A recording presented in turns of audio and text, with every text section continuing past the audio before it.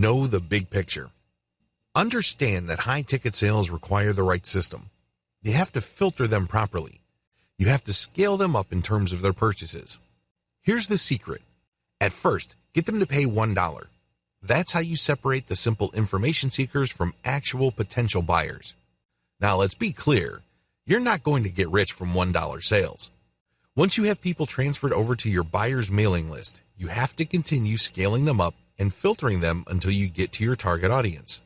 These are people who are willing to pay a lot of money because they can see the value of whatever it is you're offering, and they have a tremendous sense of urgency.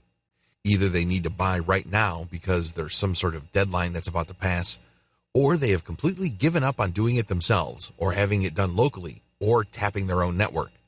You have them eating at the palm of your hands.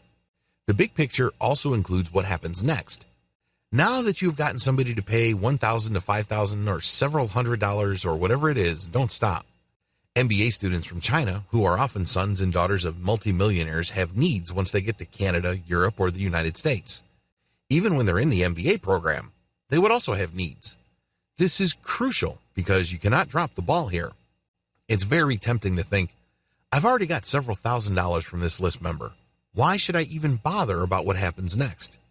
Here's the simple answer. The cheapest and most lucrative form of business you will ever get is repeat business. Let me repeat that. The cheapest and most lucrative income you will make is from repeat business. These people already know what you're capable of.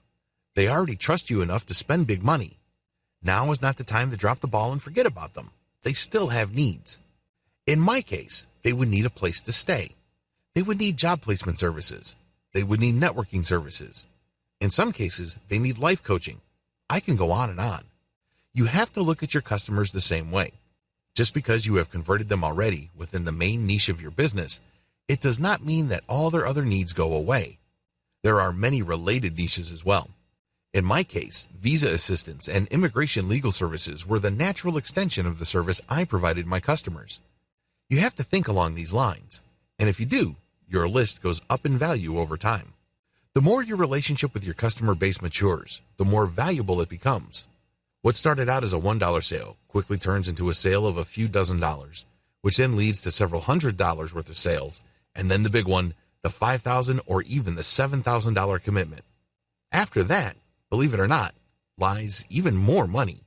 It costs several $1,000s to retain an immigration attorney. Helping someone get settled in certain parts of the world can result in commissions to the tune of several $100s. Do the math. Think long term. Think in terms of relationship. The secret? Filtering. If I wasn't clear yet, let me just break it down.